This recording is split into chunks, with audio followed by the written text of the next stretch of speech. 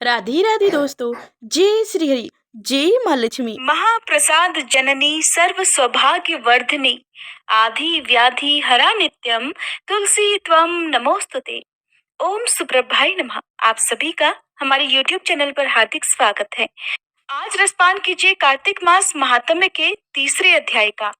साथ ही आज भी इस वीडियो के लास्ट में आप भगवान कृष्ण और सेठ जी की एक कहानी सुनेंगे जो कि भगवान के सच्चे भक्त की कहानी है। उम्मीद करती हूँ आज की ये वीडियो भी आपको पसंद आएगी। आप सभी से एक अनुरोध है कि अगर आपको हमारे चैनल पर ये कथाएं पसंद आती हैं तो हर दिन आप इन वीडियोस को लाइक जरूर किया करें।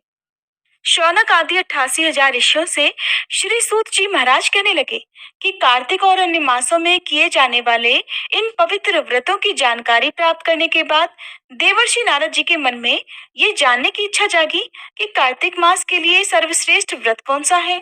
फिर उन्होंने इस बारे में श्री ब्रह्मा जी से पूछा। ब्रह्मा जी ने उत्तर देते हुए कहा, हे पुत्र, अब मैं तुम्हें उस परम गोपनीय और अटल फलदायी नक्त व्रत के बारे में बताता हूँ जो सुख सौभाग्य और मोक्ष के साथ साथ स्त्रियों को अटल सुहाग भी देता है। परम पवित्र और पाप नाशक इस नक्त व्रत को विधिवत करने से सौभाग्यवती स्त्रियां मनोवांछित फल पाती हैं। इसलिए यह नक्त व्रत सौभाग्यवती स्त्रियों को अवश्य ही करना चाहिए। श्री ब्रह्मा जी के श्रीमुख से इस व्रत की इतनी महत्ता को सुनकर देवर्षि नारद के हृदय में इसके विधि विधान को जानने की इच्छा जागृत हुई। तब देवर्षि नारद की जिज्ञासा शांत करते हुए श्री ब्रह्मा जी ने मुस्कुराकर कहा, वत्स, यह अति गोपनीय और देव दुर्लभ व्रत है, परंतु तुम्हारे से स्नेह और लोक कल्याण की भावना से कार्तिक मास के इस विशिष्ट व्रत के बारे में भी बतलाता हूँ। व्रत करने वाला आश्विन शुक्ला पूर्णमासी को प्रातः काल उठकर शौच आदि से निवृत्त होकर दंत मंजन करे। इसके बाद दो नदियों के संगम, नदी, सरोवर, कुंड या फिर कुएं पर या फिर घर में ही स्नान करे। व्रत के एक दिन पहले सिर नहीं धोए और व्रत वाले दिन विधि पूर्वक स्नान करे, अर्थात सिर से स्नान करे और पवित्र भावना से विधाता का स्मरण करे। फिर व्रत का संकल्प इस प्रकार करे कि हे जगत के रचयिता और कर्ता, आप कृपा करके मेरे पतिदेव की रक्षा और मेरी संतान की वृद्धि कीजिए। फिर सूर्य जाप करके सूर्य देव को नतमस्तक होकर प्रणाम करें। उस दिन सुंदर वस्त्र और आभूषण धारण करें और फिर दिन में भोजन अथवा जलपान कदापि नहीं करना चाहिए। पूरे दिन निराहार रहकर भजन कीर्तन और पूजा में अपना दिन बिताना चाहिए। यहाँ पर देवर्षि नारद को श्री ब्रह्मा जी आश्विन पूर्णिमा, जिसे शरद पूर्णिमा और कोजागर पूर्णिमा भी कहते हैं, उसके विधि विधान के बारे में बता रहे हैं और यह व्रत हर सुहागिन महिला को करना चाहिए। पूजन विधि के बारे में बताते हुए श्री ब्रह्मा जी ने कहा कि सायंकाल में श्री विष्णु की चांदी के पात्र में दूध डालकर पूजा करनी चाहिए। प्रतिमा अपनी सामर्थ्य के अनुसार सोने, चांदी, तांबे या फिर मिट्टी की बना सकते हैं। फिर उसे लाल या फिर पीले वस्त्र पहनाएं। फिर विधि विधान से पूजा करें।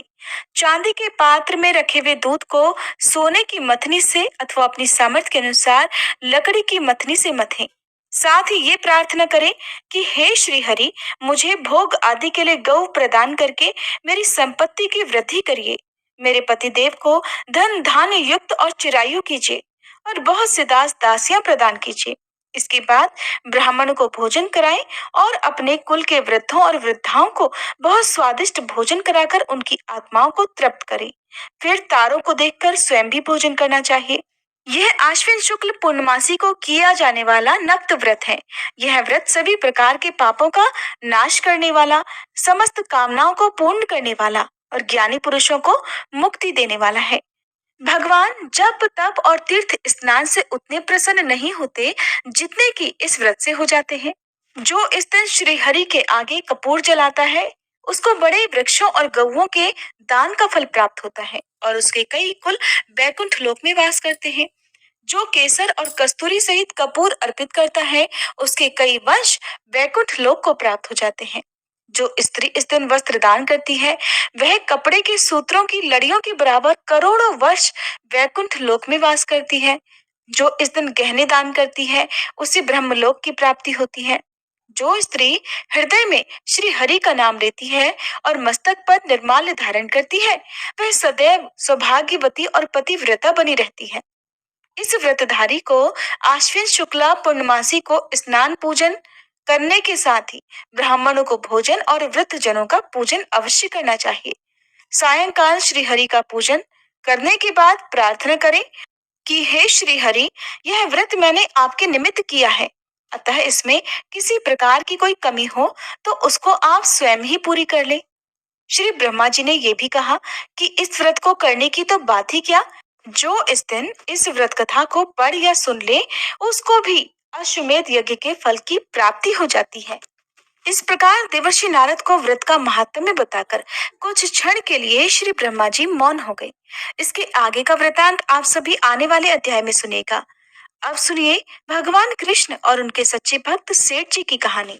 इस कहानी के अनुसार मथुरा में एक संत रहते थे। उनके बहुत सारे शिष्य भी थे और उन्हीं में से एक शिष्य थे सेठ।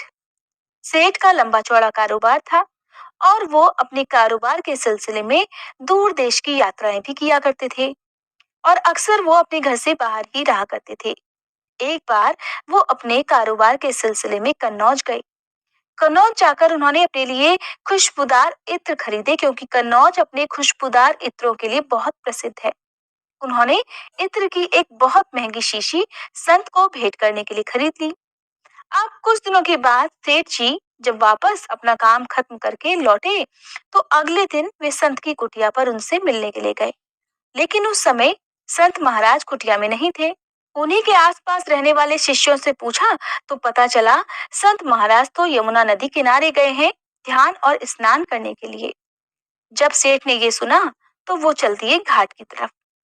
घाट पर पहुंचे तो देखा संत महाराज तो घुटने भर पानी में खड़े होकर यमुना नदी में कुछ देख रहे हैं और संत महाराज यमुना नदी में कुछ इस तरह से देख रहे थे कि उन्हें अपने आसपास की सुध ही नहीं रही।